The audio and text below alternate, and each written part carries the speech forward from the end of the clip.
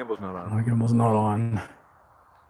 And I'm live and I'm throwing things around. And I'm hitting the power button on the gimbal.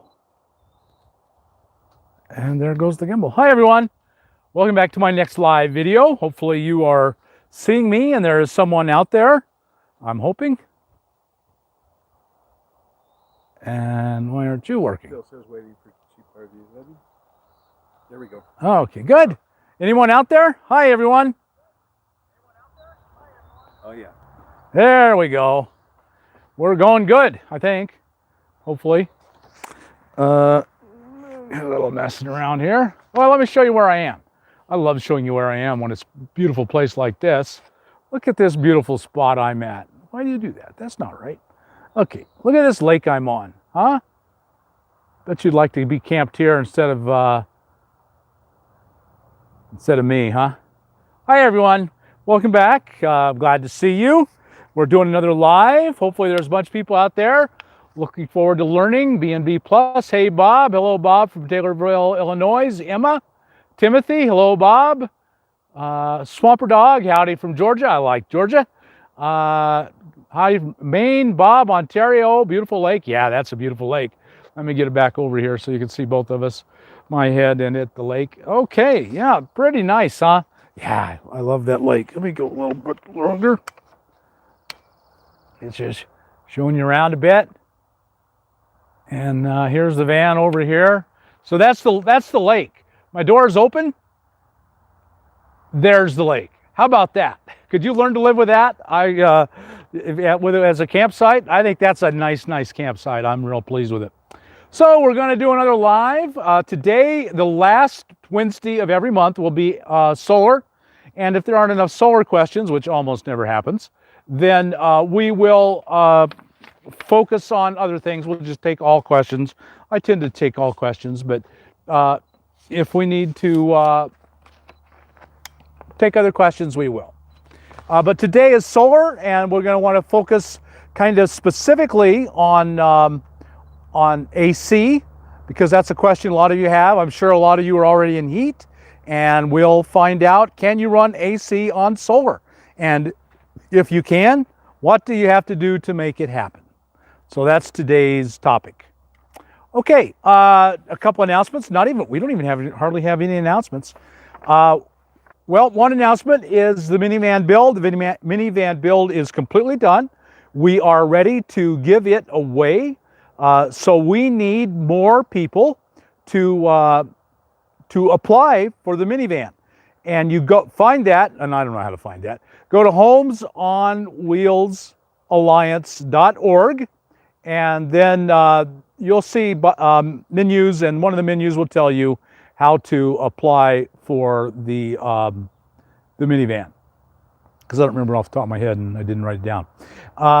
And so go apply. We need more people to apply. Oddly, I think I've been saying so much that it's going to be hard to get on that no one's trying. I think they just kind of gave up on the idea. So please go and apply. We need more people to apply for the minivan. Please do that. And what's another announcement? The RTR. I'm getting a lot of people emailing me and saying, Bob, when will the RTR be? I got to make my plans. I got to put an application. I got to get my vacation time. I got to plan on driving cross country, things like that. And so this is an update on the RTR. And the update on the RTR is I don't know a thing.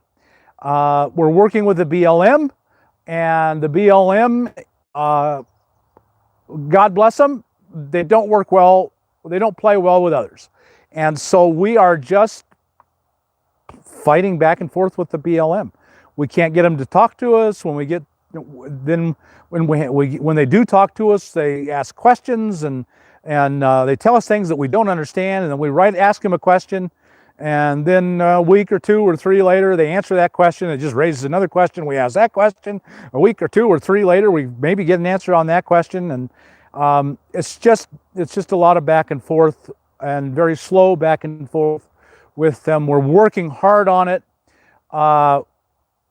As you know, we did a survey. We did a survey about, would you be willing to go to California? Because none of us like the camp where we were last year in Quartzsite. I mean, it was through the big dip, and we got all that rain, and had we had a little more rain, we would have been stuck in there and not been able to get in and out. So no one liked that. And so we'd like to move.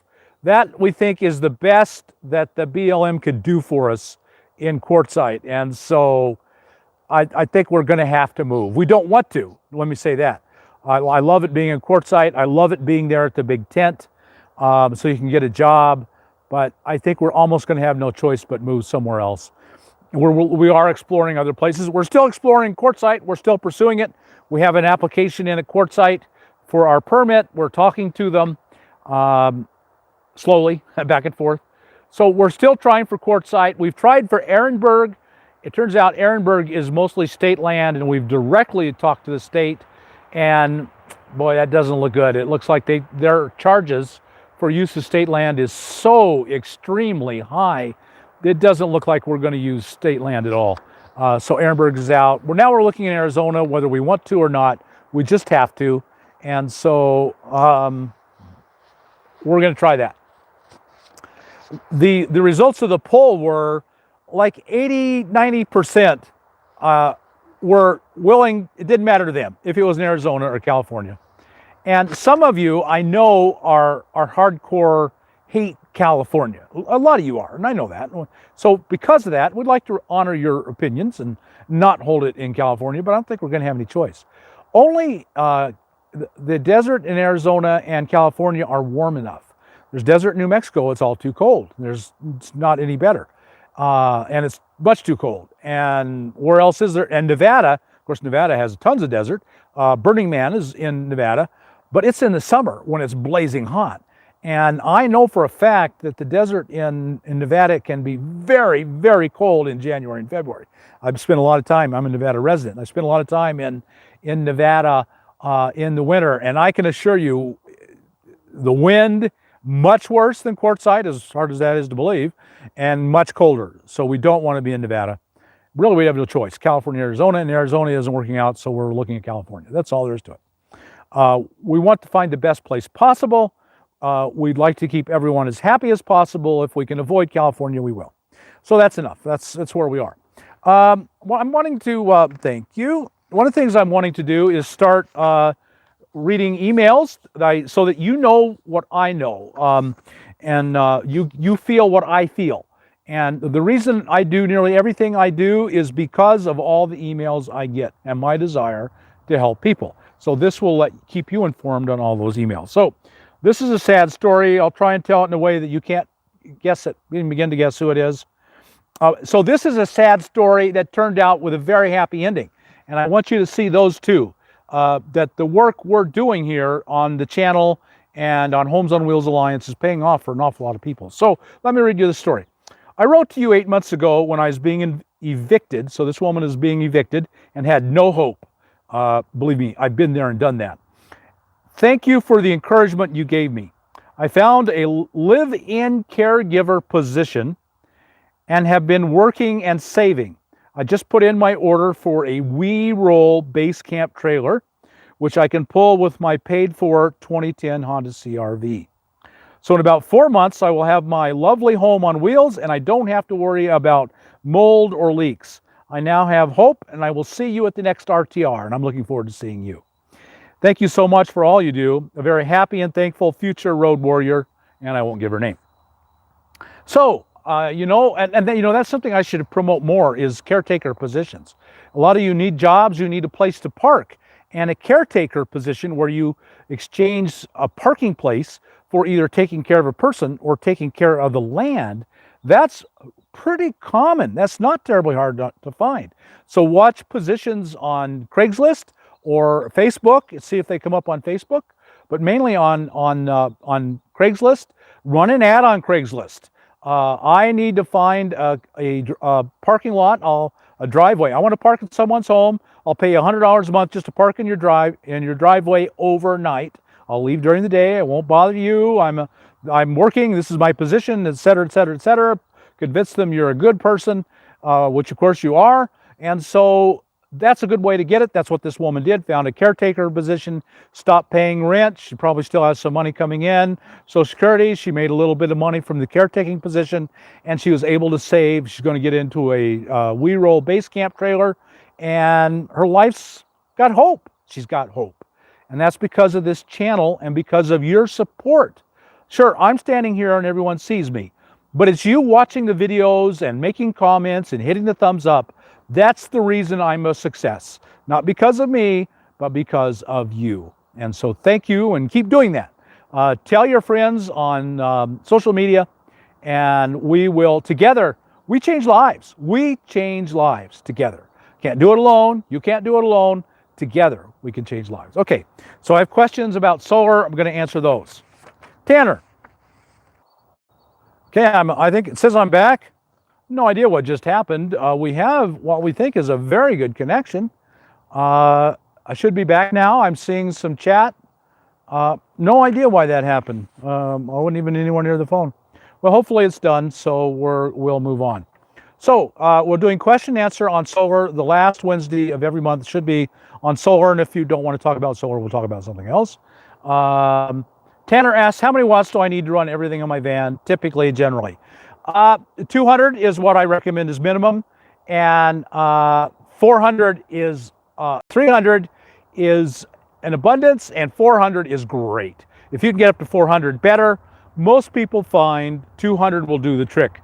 The problem is you get a week of rain, and then you get just a few hours of sunshine.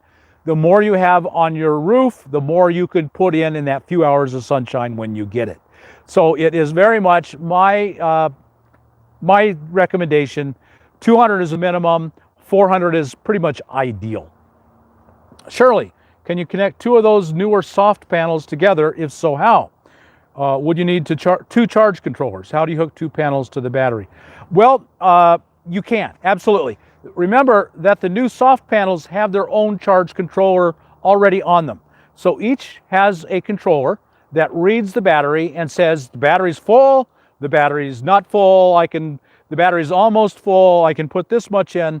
So each of them are reading the battery, and it will put in however much the battery will take, and never too much. That's the job of the charge controller, is not to overcharge. And so it does that pretty darn well. They do really well. And so yes, you can connect two panels.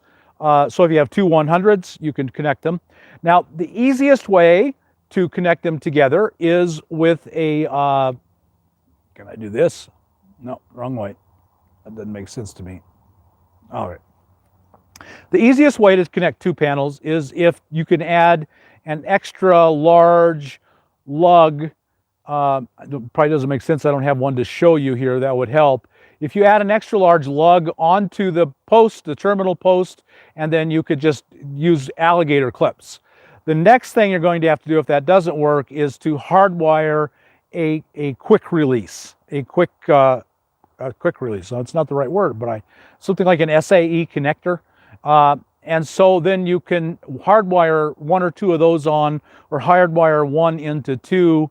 The really simplest way would be it's too complicated for my people probably to describe, but the simplest thing is if you've got a big battery post that you can make bigger, and then just alligator clips. Because what all those soft panels, or all those panels come with, is alligator clips that just clamp on.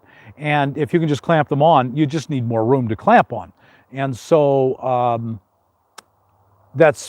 you either find the room to clamp on, or you're gonna have to hardwire it, and it's gonna be a little hard for me to explain that to you just right here without anything to show you with just words. So yes, you can, and you might have to get some help to help you with it, but it can be done. Terry C, can you talk about sun protection for the body? Well, I'm probably not the best one to talk to you about that, because I get, there it comes, Cody. Where does he go? There's the Cody right down there. I get a lot of sunburns, and I do tend to wear a suntan lotion because my nose burns. Not much else burns, but my nose almost always burns. Just UV protection. That's all. That's the only thing I know to tell you is UV protection. So use suntan lotion, wear hats. The most important thing you can do is wear a hat, wear long sleeve shirts, protect your skin from the sun. That's about the only thing I really can suggest. Let me show you Cody. Starting to rain. Code, come back. There's Code. There's the lake. Get rid of that and go up. There's the lake in all of its glory. Beauty, isn't it? That's a beauty. I just love this place. Okay, that's enough. Now we'll go back. Okay, now here I am. Okay, down. That should be down. Okay, here we are. Can you talk about sun protection for the body? Yeah, just common sense. Sun protection for the body is just common sense. Wear suntan lotion, wear a hat, wear long sleeve shirts. Avoid it. How much AC do you recommend to use AC and fridge most of the day? How much solar? How many solar panels? 750 watts. Now, to run AC of any kind, I'm getting a lot of rain. I may have to go inside. Oh, there you go. That's a good idea. We got great big trees here, and I can probably go under a tree and stay dry. That's a great idea. Get that so it isn't quite shaking so much. Yeah, this will do it. Thank you. Someone smarter than I am. Okay, so I'm under a big tree now. I think I'll be okay. You can only run a little tiny air conditioner. That's number one. So your AC should be about 450, 500 watts at the most. Don't try and run more than 500 watts because then you really get into just really truly enormous sizes of solar. But for less than 500 watts, you can get by with 750 watts of solar, and you can't really count on running much on the battery or overnight. That takes a huge battery bank. A huge battery bank requires more solar to recharge the battery bank. Now remember, you won't just run your AC. You're going to run a fridge. You're going to run a fan. At night, you're going to run lights. You're probably going to recharge some of your devices. So AC is not all you're going to have. You need 750 watts for the AC, and you need 1,000 watts, so 250 more for everything else. So to comfortably run your entire home, your van with AC, a tiny window, I'd say 1,000 watts. 750 as a minimum to run the AC alone. Okay. Can you run a Maxxair off a battery hooked to an alternator? If you drive enough, that's the problem. So the question is, I just have my battery hooked up to the alternator. That's my only charging source. Can I run a Maxxair fan? Fortunately, Maxxair fans don't draw much. On low, they draw about 3 amps or even less. I think maybe on high, they're 3 amps. It's not much.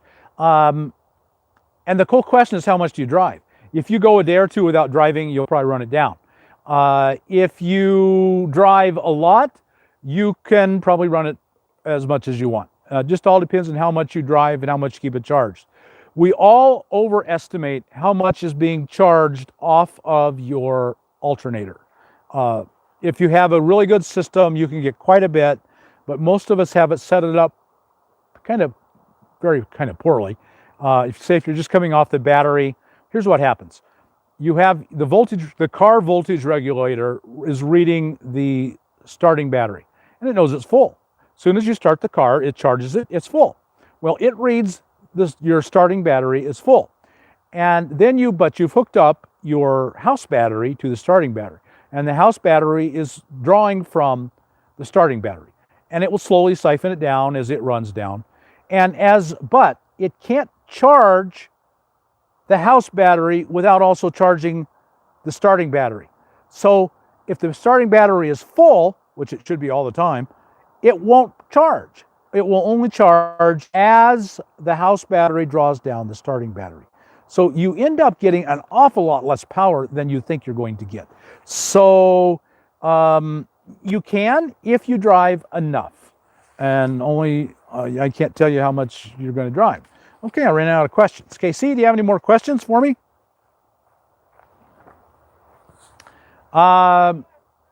They're coming out now, and I'm still under this tree, so I'm not getting rained on. Yeah, we got stuff. Oh, thank you. Judy, what will 100 watts of solar run? It depends on the time of the year. In the summer, what about 200? What about 300? Then 400? What can you run your AC on solar? When can you run AC on solar? I just answered that, but I'll answer it again. It's very different in the middle of June from the middle of December. It's very different on a week of rain and a week of sun. During the summer, the sun is very high, and so it's aiming straight down to the panels. They're getting full charge. So the sun is so high, and the sun rises really early and stays up really late. Where we are, I mean, it's light almost until 9 o'clock. The sun's not up, but it's light almost till 8 o'clock. Well, in the winter, it's dark by 5 or 5:30. And there's, you got the time change you got to figure in there too. But it's a world of difference in the amount of sun that is produced and power by your panels. So you have to think worst case. Don't think best case. That's a mistake people make. They think best case. Well, in the summer when there's lots of sun, I don't have any problems. Yeah, well, in the winter, you're going to have big, big problems.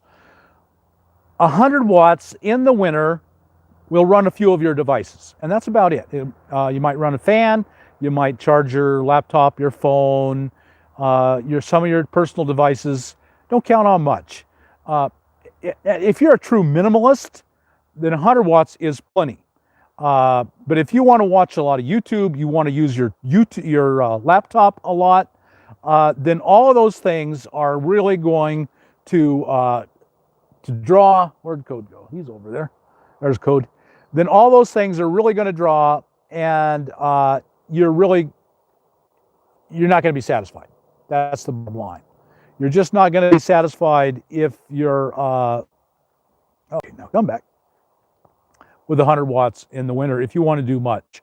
Minimum. Just tell yourself, I'm going to do the minimum at 100 watts in the winter, and you'll be okay.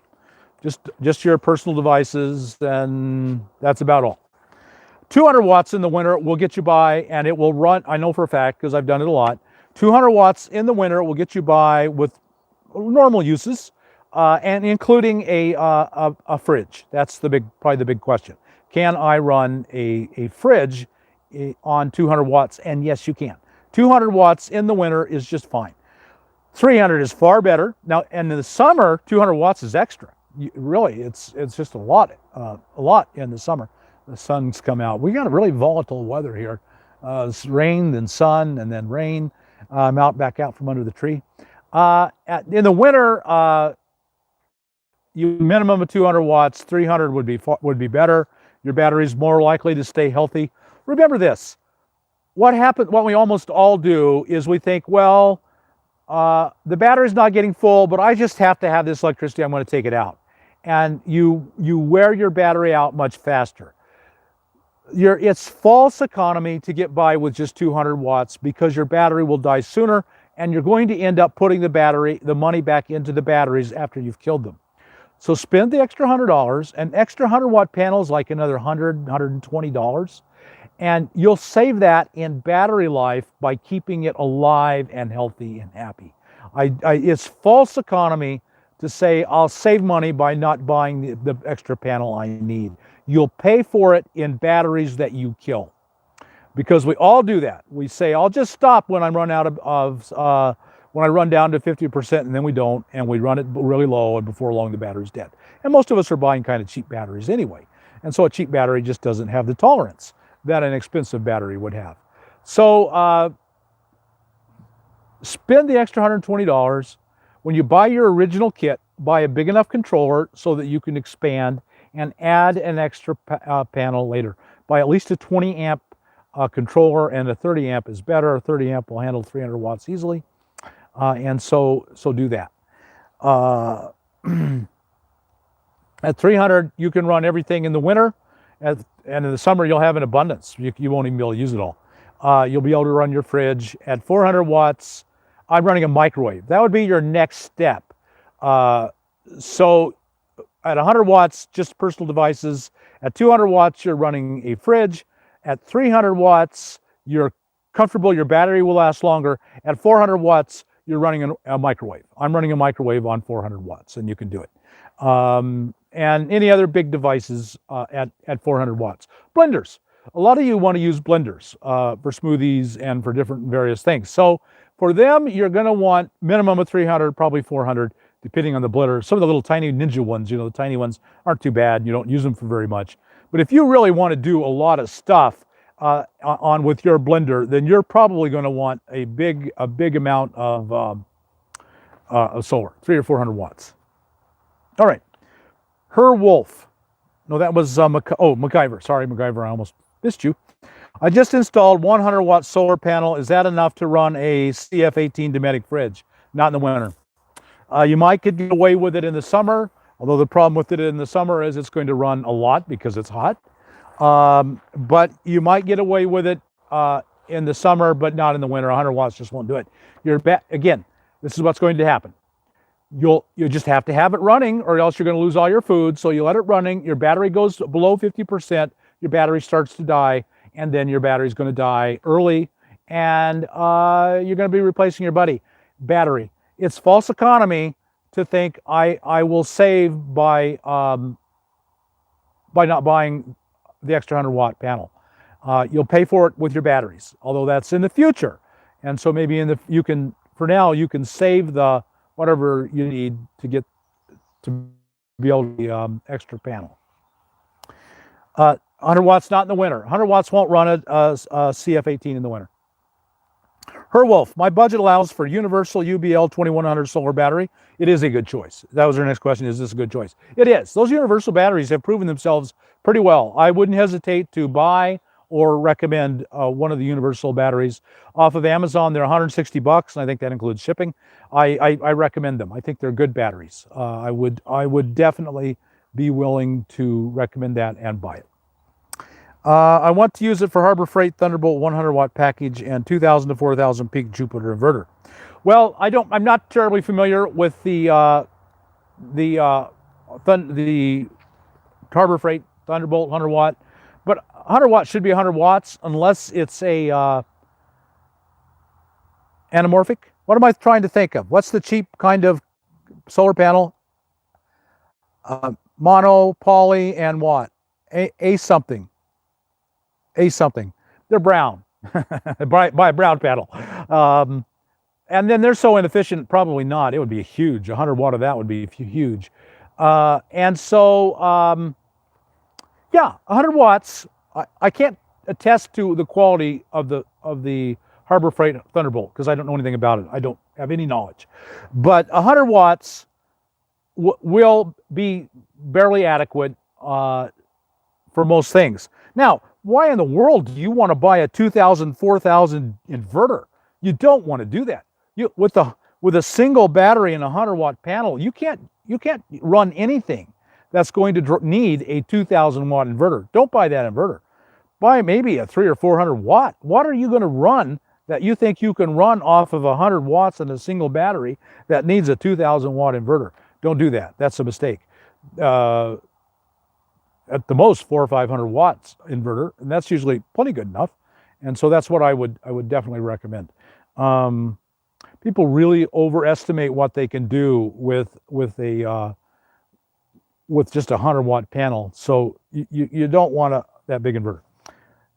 I am here now. Can you recommend the Canadian Solar Lit Kit company? Can I recommend a kit that uses Canadian Solar? Canadian Solar, I believe, is a brand name of solar, but they make really good panels. And I'm afraid I don't have an answer. No, I don't know of a kit that runs specific. Cody's got a squirrel tree and he's barking at it. I don't know of a kit that specifically uses Canadian Solar. Panels are commodities. We really don't worry too much about your panel. They're commodities. They're all the same. I'll just buy any panel that's cheap is what I would recommend for you. I'm gonna mess around a bit. How's that? That's not so bad. There we go. I was getting a little uncomfortable holding that. Then let me walk around a bit, show you a little bit more. We'll go back over to the lake. There's the van. Okay, next question. Judy, what will wonder what solar run? Lori asks, is it dangerous to run the AC running while I sleep? No, it's not dangerous. You're going to kill your batteries almost certainly. Made by a Canadian company.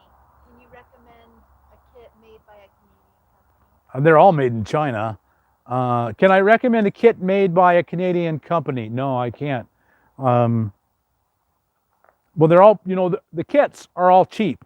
And the kits are almost always Chinese stuff assembled here in the US. Like Renogy is an American company that makes a kit.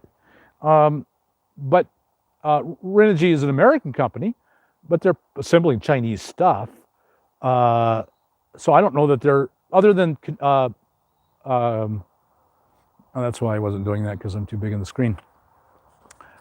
There's very little, the Canadian solar panels might be actually American made, I don't know. I mean, Canadian made, you would think so, that's their name. No, I don't know of one that is in Canada, like Renogy is in California. I'm sorry, I don't. Lori, is it dangerous to run the AC running while I sleep? No, there's no risk. You're going to kill your batteries. You almost certainly, unless you have an enormous battery bank, you are almost certainly going to kill your batteries by running them overnight while you're asleep. Let me give you one back. Here's 2. And here's 3. Oh, here's 1. And here's 3. And that's all I got. And this is 4. Okay. No, don't. You're not going to have enough battery bank to run that thing overnight. Almost certainly not. Now we got more sun, more rain. Psycho Designs. How do I power a food cooler? A food cooler. I'm assuming you mean a compressor fridge. AC for my dogs in Vegas heat and anti-theft. Well, what are you in? Are you in a van? I don't think you can get enough solar on a van. I think about the most solar you can get on a van is 900 watts. And I got to go under the tree again. The most solar you can get on a van is 900 watts, and that's not going to do it for all that. 900 watts would run your AC. I don't know if it would run it overnight. Probably not. It would run it all day. Come back here. A food cooler. I'm assuming you mean like a 12-volt compressor fridge. And for my dogs in Vegas heat and anti-theft. Well, anti-theft isn't an issue. No, I don't. It's unlikely anyone's climbing up on your roof and stealing your panels. I've never known of anyone had that happen. The fear of it is just greatly exaggerated. I wouldn't even give that a thought. Yeah, it just doesn't seem realistic. You're not going to run it overnight. 900. If you put 900 watts on your panel, you can run a window AC. Oh, you might be still the window AC. I see. Because you might have to leave while you go to work or something. Yeah, that could be an issue. I guess someone could steal your AC unit. I don't know. I don't have an answer. I'm sorry. Michael, would any other hybrid allow you to run AC overnight like a Prius battery? Has anyone set up solar to recharge a Prius battery? I'm sorry, I don't have the answer. I don't know enough about other hybrid systems to know if they do or not. I suspect they do. I suspect all the Toyotas are that way, but I'm not an expert, and you're going to have to do your own research and find out. I'm sorry, I just don't know. And even if I was certain, I would still tell you to do your own research because I might be wrong. And I don't want you to make an investment, a big investment, because Bob said, because I just don't know.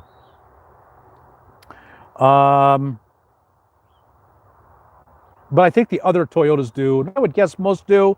You got to find out for yourself. B&B, would you suggest going solar or charging our batteries to lithium? Changing our batteries to lithium. We have a 39-foot Class A. Well, I don't understand. I would definitely suggest solar. No matter what, I recommend solar. Yeah, I 100% suggest you go solar. Or, and why is there an or? Is it solar or lithium? Or changing our batteries to lithium? Okay, there's something, part of that equation that's not there and I don't understand. But you have to be pretty knowledgeable before I recommend you go with lithium. Although they're really, really, really improved. And they're to the point where lithium is just looking really, really attractive. You still can kill them. And if you don't know what you're doing, you can kill them. That's a lot of money to kill. If you have the knowledge and the experience, then lithium is a very good idea. Buy solar, no matter what, buy solar. Always. I'd recommend everyone buying solar. But I don't understand or changing our batteries to lithium. Changing your batteries to lithium is a good idea. I guess it's your budget. If you can't afford lithium, buy solar first. If that's the question, you only have the money to buy solar but not lithium, then buy the solar and buy lead acid batteries and just keep putting water in them. They'll work just fine. They've worked fine for the last century. They work great, and they're a whole lot cheaper, and you can do it now. Get solar now, whatever it takes, if that's the question. 39-foot Class A, you're going to have a lot of draw. You're going to need a lot of power. I'd recommend at least 1,000 watts for a 39-foot Class A. Chances are you're using all the comforts of it, and there's a lot of phantom draws, and I would say 1,000 watts is what I would recommend. 500 is the minimum for any RV, big RV, even more. Jan, I have 800 watts of solar. Very good, that's a lot. I bought a small window unit. I am installing it in the back window.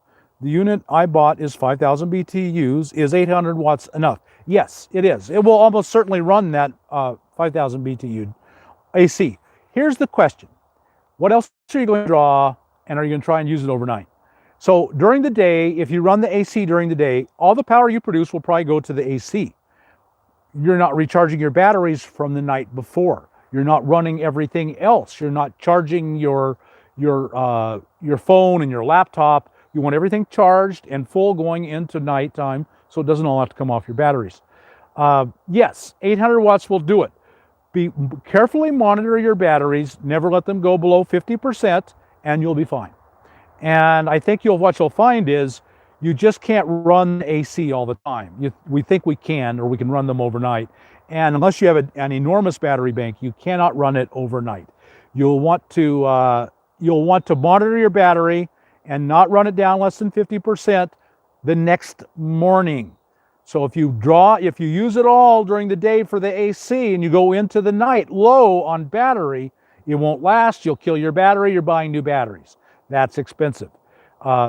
So carefully monitor your batteries, and as long as they always stay above 50%, you're okay. And it will work. I would go with the 800 watts. Yeah, I think you're fine. I think it sounds like you've set it up well. Good for you. Okay, I'll trade you that one for that one. And number 4, Frank, could I put a 1,000 watts of solar on a Toyota Sienna? Not a chance in hell. I wish you could, but not a chance. With an extended van, extended full-size van, you might can get 1,000 watts on the roof. You cannot do it with a Toyota Sienna. Toyota Sienna, see, they're narrower, and so you'd have to go across to get the maximum. And across, they'll stick out on both sides. You could probably get at least 300 watt panels. I think there are 400 watt panels around. Santan Solar was selling 400 watt panels. They're hard to find. If you could get 2 400 watt panels up there, you would have like 8, I think they're 435s.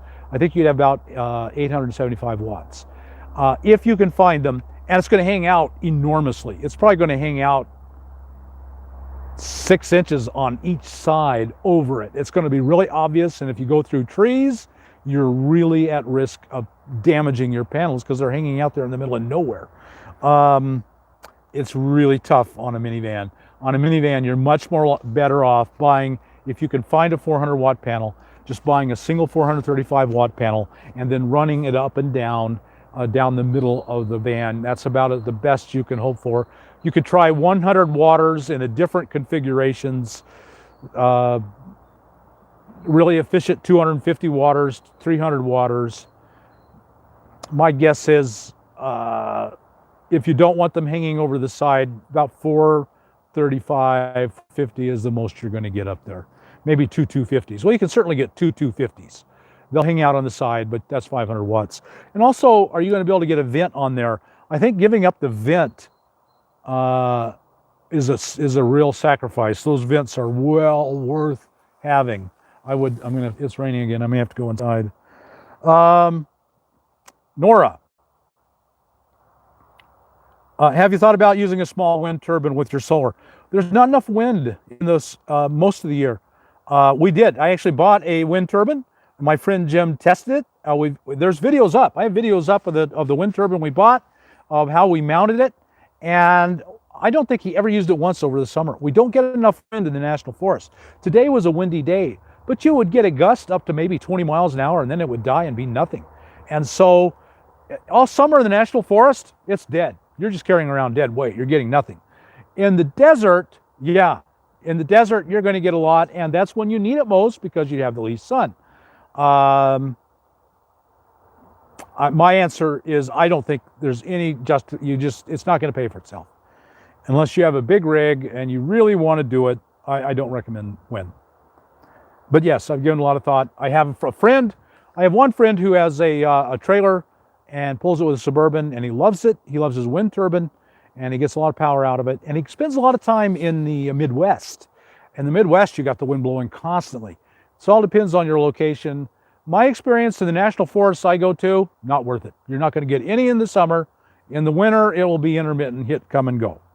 Carmen, have you met nomads who live without a fridge and AC? Oh yeah, I don't have AC. I've never had AC. I don't recommend AC. A lot of you want AC, so I try to tell you how to do it, but I don't recommend AC. I think it's a bad idea. It's not worth it. Just go up to the mountains. I just go up to the mountains. You go to Colorado, spend your summer in Colorado at 8, 9, 10,000 feet. You don't need AC, not at all.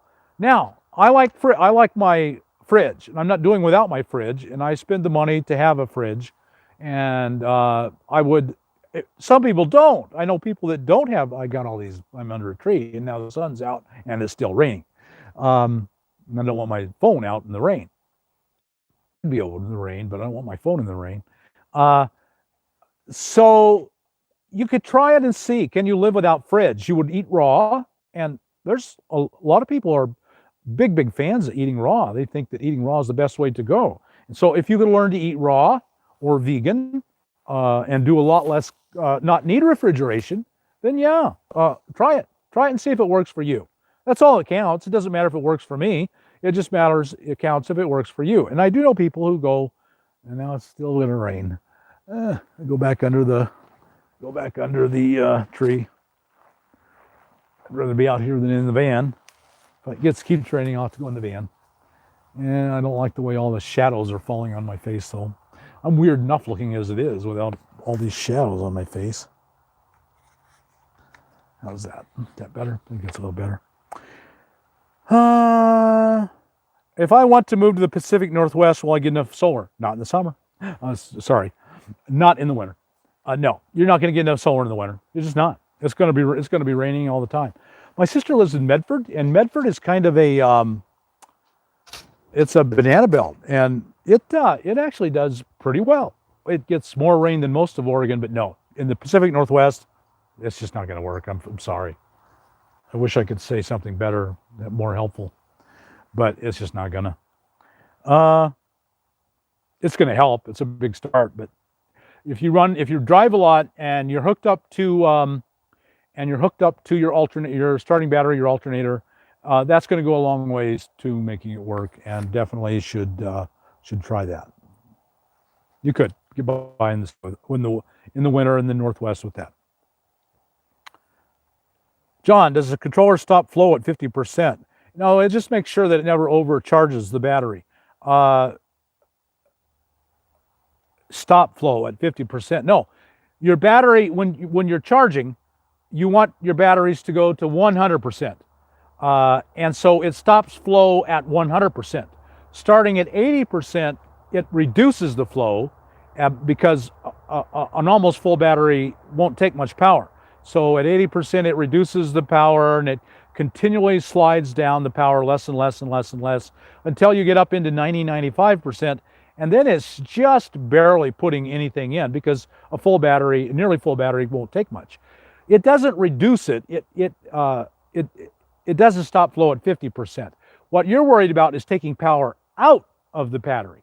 You want something that will stop power from coming out of the battery at 50% so it doesn't go below 50%. And there are devices that will cut off, I think, Actually, I don't know of any, so maybe there aren't any. No, you've got your inflow and your outflow mixed up. The controller doesn't stop flow at 50%. It puts more in and stops it at 100%. Dale, what are the load terminals on a solar charge controller used for? Mainly they're used for lights or a USB charger. So one thing you might think about wiring to your load terminal. I hate that my in this so much shade. Weird that it's raining and I'm in the shade. Oh, that's a little better. So what's the load terminal on the solar charger controller for? If your battery is full, your controller stops putting power in. No more power is going through.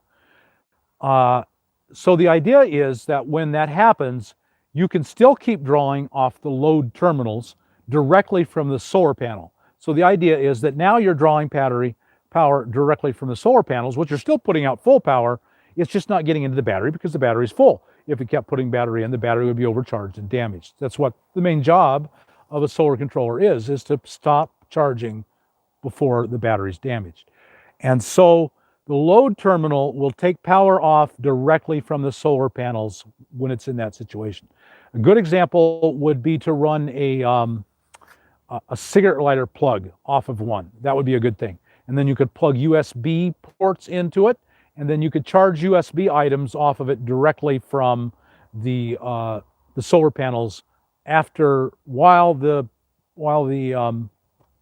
batteries stop charging because it's full. So that would be an example of one of the big pluses of why you would want a load terminal. For the most part, I never use a load terminal, but that's the thinking behind them and their advantage and when you could use one. Okay, got that. Oh, 4 and 5. I think I'm done here.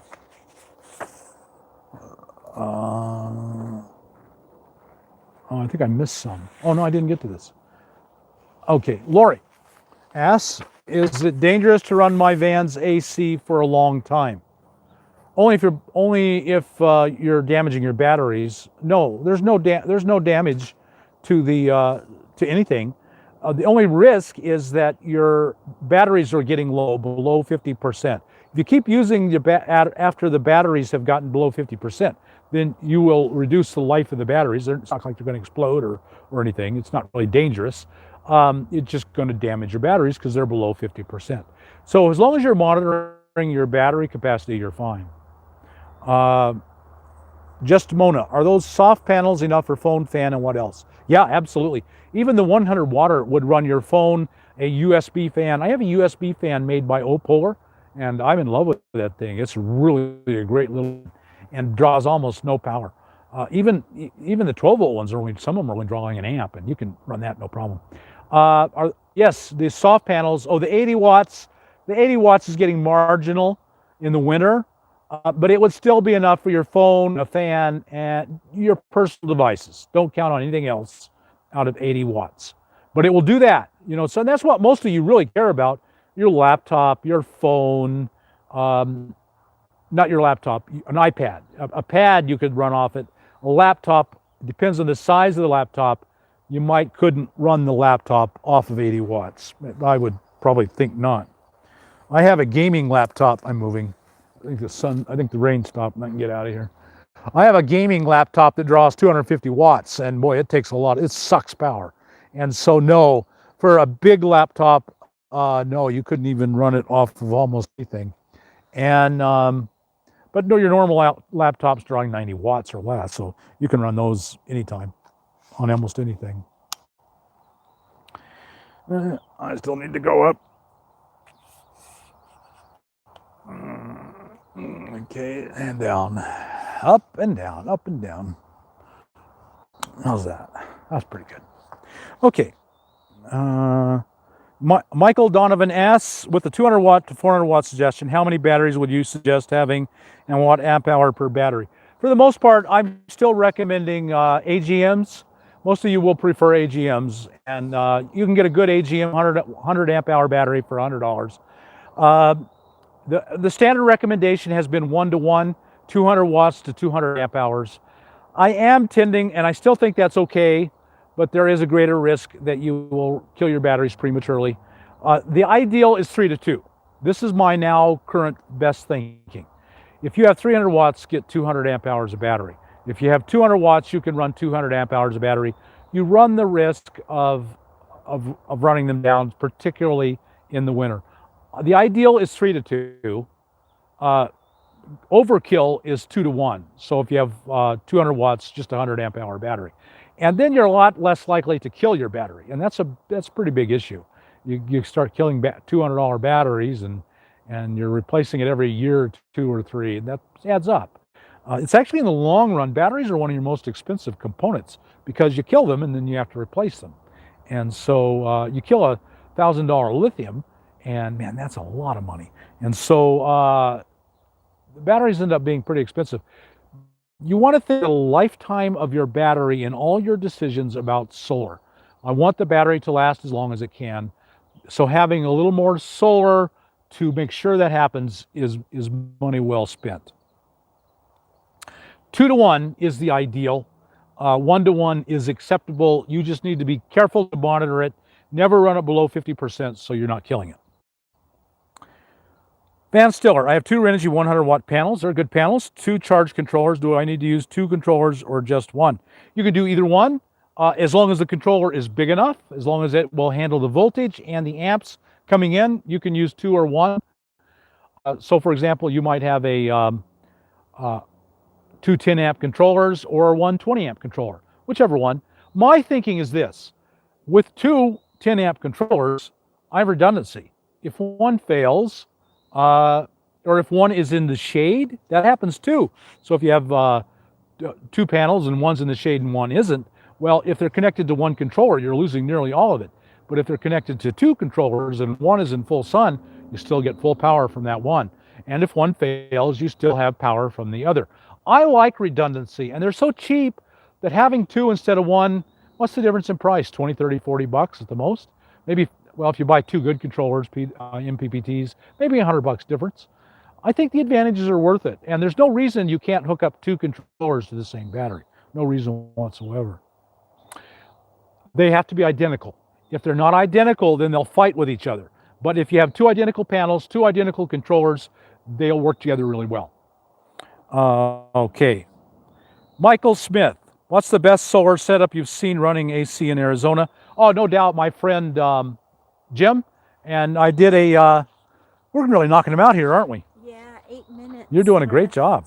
Thanks. Let's see, I'll give them all to you and you decide which ones I've done. I'm doing them in order. Okay. Oh, it looks like I need 6. Okay, you do.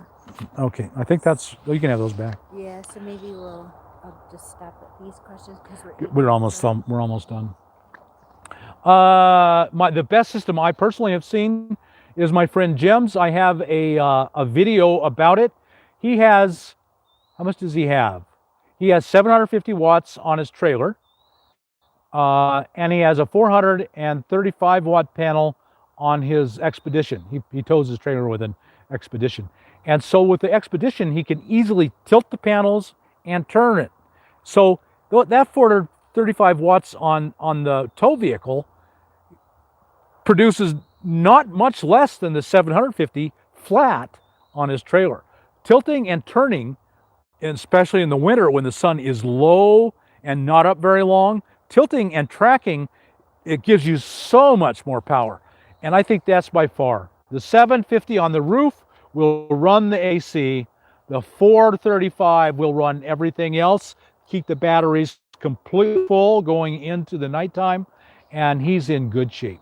So that's a very, very good setup. I think it ends up being like 11, what would that total to be? I don't know, I can't figure it out. 1135. It's plenty. And that's the best one I've seen. Well, that's not true. I told you I had a friend with a wind generator. I think he had 1,500 watts and the wind generator. The guy was nuts. He had probably 500 watts on the Suburban and maybe 1,000 watts on the trailer. He had probably 1,500 watts and the wind generator.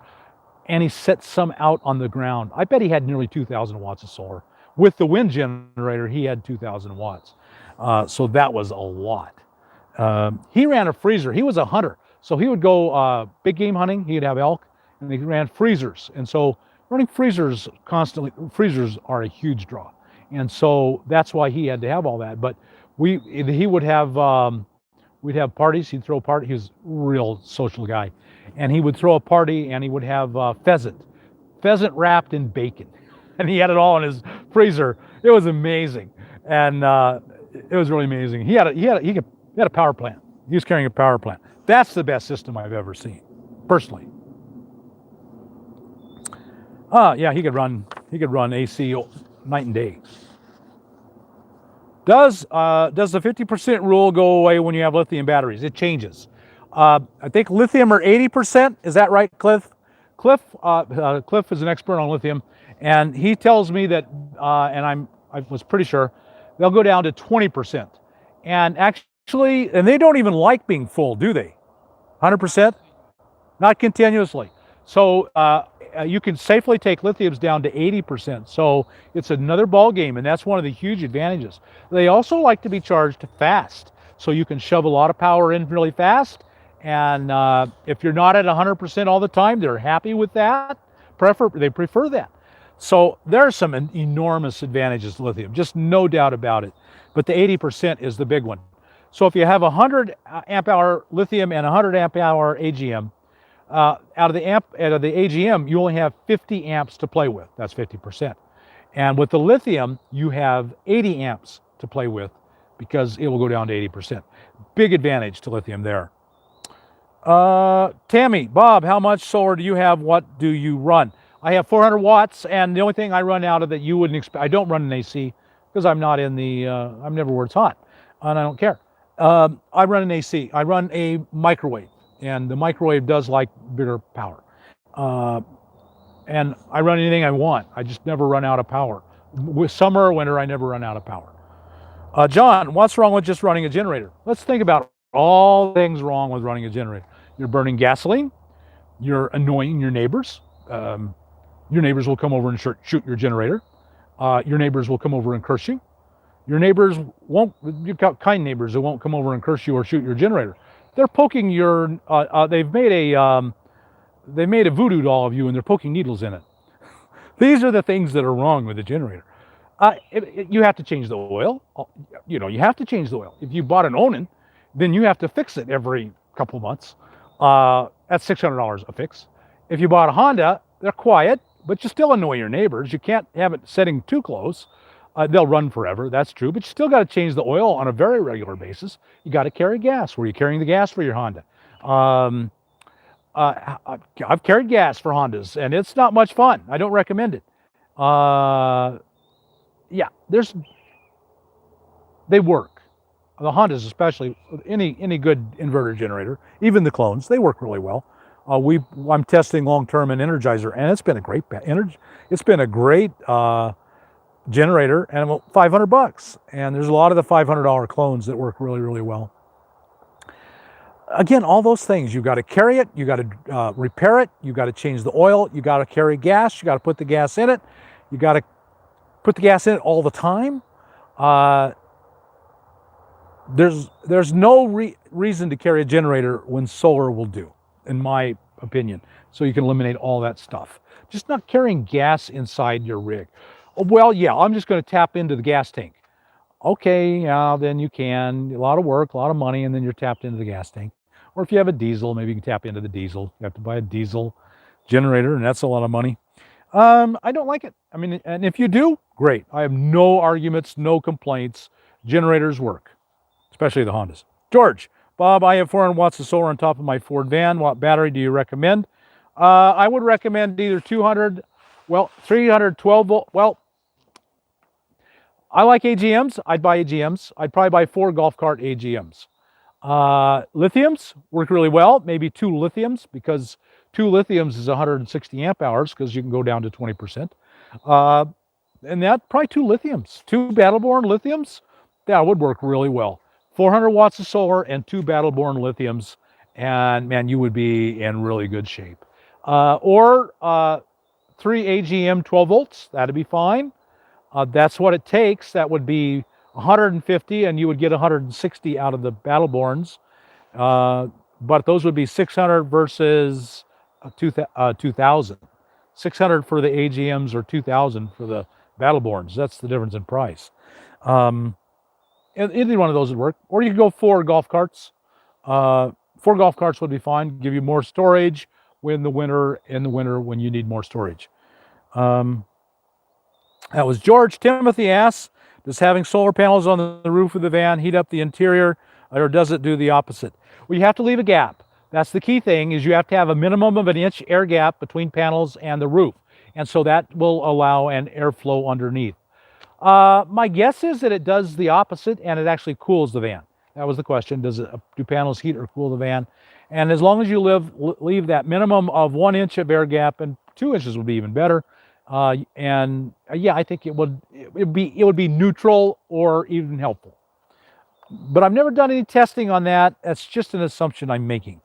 So, we're almost done. This is my last list. I'm going to try and answer these, and then we'll quit. Vexerful. Have you guys ever checked the end levels in vehicles with solar? No idea what that means. End levels in vehicles with solar. No, I can't help you there. End levels. I can't imagine what end levels are. Sorry, right back in for next month. Can I use my alternator to charge my batteries with the engine at idle? Barely. It'll put out very little at idle. No, they really don't. Don't count on it. You're going to idle your engine. You're going to get some, of course, not much. It's not worth the gas you're burning. You're better off to buy one of the little Sportsman, what I think they're called, Sportsmans for $200. Sips gas, great, runs super. Watch my AC. We run the 450 watt AC off of the Jim Sportsman. That's what I recommend. Watch that video and you'll see the generator, and it works really great. I need the conspiracy realist. I need to install a switch so I can get batteries charged while running the van. Not sure how to do that. I need to install a switch so I can get batteries charged while running the van. Okay, I understand. The switch I recommend is a solenoid, a continuous duty solenoid. You'll want it to be able to run right at 150 to 200 amps. Continuous duty solenoid. I have a video up about it. There are many, many other videos. YouTube is full of videos on installing a continuous duty solenoid. That's what I recommend. The solenoid's like $30-40 for a good one. Cole Hersey. Let me say that again. Cole, C-O-L-E, Hersey, H-E-R-S-E-E. That's a very good brand name. Search on Amazon. Cole Hersey continuous duty 150 amp solenoid, and you'll get $30, probably $40. And just simple wiring. Lots of videos to show you how you can do it.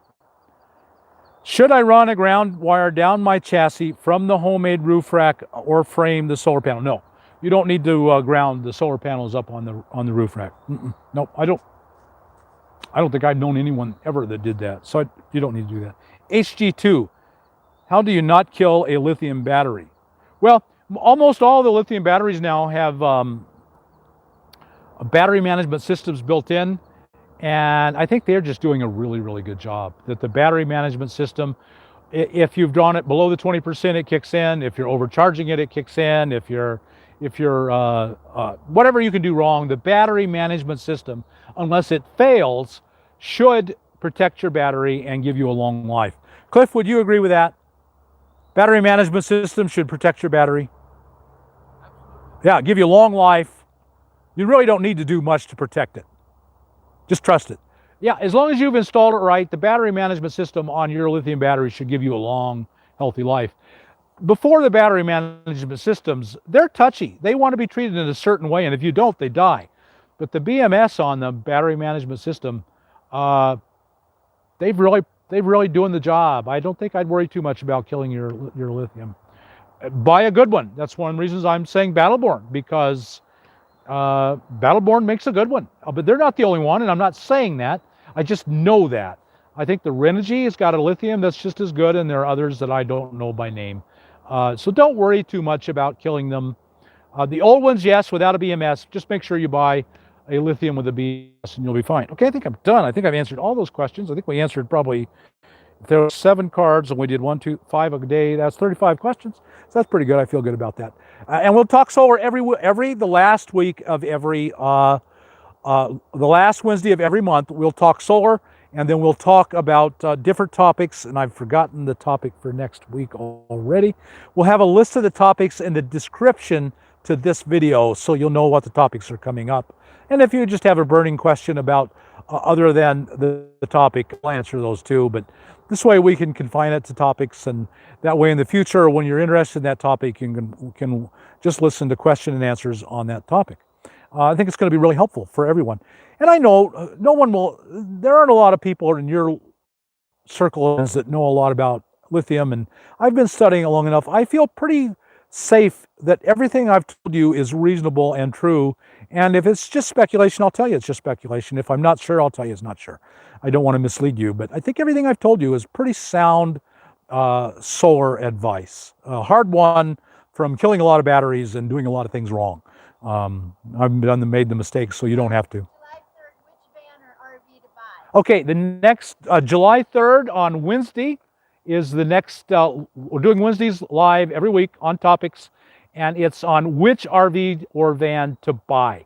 And I'm just hearing from a lot of people who spent $3,000 or $4,000 on an RV, and it's crap, and they've sunk all that money, and they're dead in the water, and I really want to avoid that.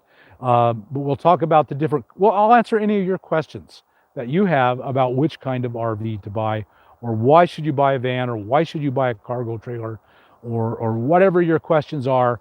I've got a lot of hard-won experience, and I think I'm fair and reasonable, and will present all the sides. That's my goal. I'm going to stop. Thanks, folks, for watching. What's that? Bubbles. You people and your bubbles. What's your request for bubbles? Oh, you just want to see me dance so you can make fun of me. And you can't have bubbles and not dance, can you? Let me get this further away. All right, here we go, folks. We're dancing. I'm dancing you out to bubbles. They're on now. They should be on. I see bubbles. I hope you do. We're dancing to bubbles. Got them? Okay. Yes, I'll make a fool for myself for you. Okay, folks. Hope you learned something, and we'll talk to you at the next live feed, and you can learn some more. Talk to you later.